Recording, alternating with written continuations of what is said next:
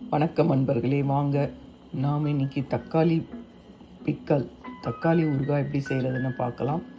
அதுக்கு நாம் கொதிக்கிற தண்ணியில் தக்காளியை போட்டு ஒரு 15 நிமிஷம் நல்லா வேக வச்சு எடுத்துக்கோங்க. இப்போ நாம் வேக வச்ச தக்காளியில் இருக்கிற தோலெல்லாம் எடுத்துடலாம். இந்த மாதிரி தோலெல்லாம் நீங்கள் பிரித்து எடுத்துக்கோங்க. எடுத்துட்டு இதை மசிச்சு வச்சுக்கோங்க. ஒரு கரண்டியாலேயோ இல்லை ஒரு மத்தாலேயோ நல்லா இதை மசிச்சுக்கோங்க. நாம் இது சாதம், இட்லி, தோசை, சப்பாத்திக்கு நாம் இதை செஞ்சு வச்சுட்டா நாம் எப்போ வேணாலும் இதை தொட்டு சாப்பிடலாம். நீங்கள் கொதிக்கிற தண்ணியில் இது ஒரு 10 நிமிஷம் போட்டிங்கன்னா இதனோட தோல் தானாகவே வெடித்து வரும். அந்த டைமில் நாம் அடுப்பை அமுத்திடலாம். இப்போ இதில் இருக்கிற நான் 1 கிலோ அளவுக்குள்ளே தக்காளி எடுத்திருக்கேன். இப்போ இதில் இருக்கிற தோலை நீக்கி நாம் போட்டுடலாம். இந்த மாதிரி எல்லா தக்காளியும் போட்டுட்டு இதை நாம் கையாலேயே மசிச்சுக்கோங்க. கையால் முடிஞ்சால் கையால் மசிச்சுக்கோங்க, இல்லைன்னா ஒரு மத்து வச்சோ இல்லை ஒரு கரண்டி வச்சோ மசிச்சு எடுத்துக்கலாம். வாங்க அடுத்து என்ன பண்ணலான்றதை நாம் அடுத்த வீடியோவில் பார்க்கலாம். இப்போ நாம் வேக வச்சு தோல் உரித்த தக்காளியை இந்த மாதிரி மசிச்சு எடுத்துக்கிட்டோம். இப்போ நாம் ஒரு பேனில் எண்ணெயை காய வச்சு அதில் கடுகை போட்டுட்டு ஒரு 10 குண்டு மிளகாவை அதில் போடுங்க. விதையை நீக்கிட்டு போடுங்க. போட்டுட்டு வாங்க நாம் பார்க்கலாம். இப்போ நாம் நல்லெண்ணெய் எடுத்திருக்கேன். நல்லெண்ணெயில் கடுகு போட்டுக்கோங்க. குண்டு மிளகாய் ஒரு 10 குண்டு மிளகாவை விதை நீக்கி போட்டுட்டு இது பொரிஞ்சதும் நாம் மசிச்சு வச்சிருக்க தக்காளியை நாம் இதில் போட்டுடலாம். இப்போ பாருங்கள், மசிச்சு வச்சிருக்க தக்காளியை இதில் போட்டாச்சு. இப்போ இதில் உப்பு சேர்த்துக்கோங்க. உப்பு சேர்த்து கொஞ்சம் மஞ்சள் பொடியும் சேர்த்து ஒரு 10 நிமிஷம் வேக விடுங்க.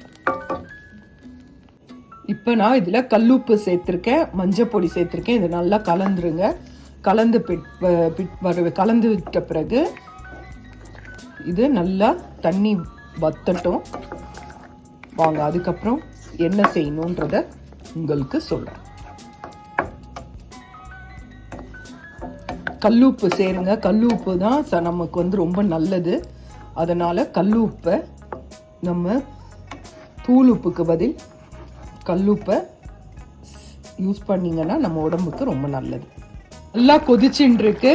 இந்த ஸ்டேஜில் நாம் நல்லா 1 ஸ்பூன் பெருங்காயம் போடுங்க. பிறகு 1/2 டீஸ்பூன் வெல்லம் போட்டு நல்லா கலந்து விடுங்க. கலந்து விட்டு கொஞ்சம் கொதிக்கட்டும். நல்லா கலந்து கொடுங்க.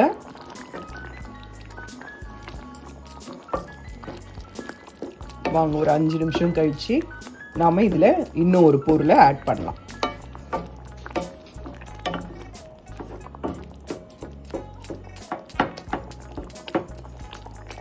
இந்த பேச்சுலர்ஸ் அப்புறம் காலேஜில் இருக்கிற பசங்கள்லாம் இதெல்லாம் செஞ்சு வச்சுக்கிட்டாங்கன்னா அவங்க வந்த பிறகு ஒரு சாதமோ இல்லை தோசைக்கோ இட்லிக்கோ சப்பாத்திக்கோ வச்சு சாப்பிட்றதுக்கு இது ரொம்ப நல்லாயிருக்கும். இதனோட டேஸ்ட்டும் ரொம்ப சுவையாக இருக்கும். இந்த ஸ்டேஜில் நான் 1 டீஸ்பூன் வெறும் மிளகாய்த்தூள் சேர்க்குறேன். உங்கள் காரத்துக்கு ஏற்ற மாதிரி நீங்கள் சேர்த்துக்கோங்க. சேர்த்து இது நல்லா கலரி விட்டுக்கோங்க. கலரி விட்டதும் நல்லா இது திக்காகட்டும். திக்காகின பிறகு நான் உங்களுக்கு காட்டுறேன். இந்த ஸ்டேஜில் நீங்கள் உப்பு காரம்லாம் டேஸ்ட் பார்த்துக்கோங்க. பாருங்கள், தக்காளி பிக்கல் ரெடி ஆயிடுச்சு. இதை தோசை, இட்லி, சப்பாத்தி, சாதத்தோட பிசைஞ்சு சாப்பிட்றதுக்கு தொட்டுன்னு சாப்பிட்றதுக்கு ரொம்ப நல்லாயிருக்கும். இதை செஞ்சு பாருங்கள். செஞ்சு பார்த்துட்டு பிடிச்சிருந்தா லைக் போடுங்க. நன்றி, வணக்கம்.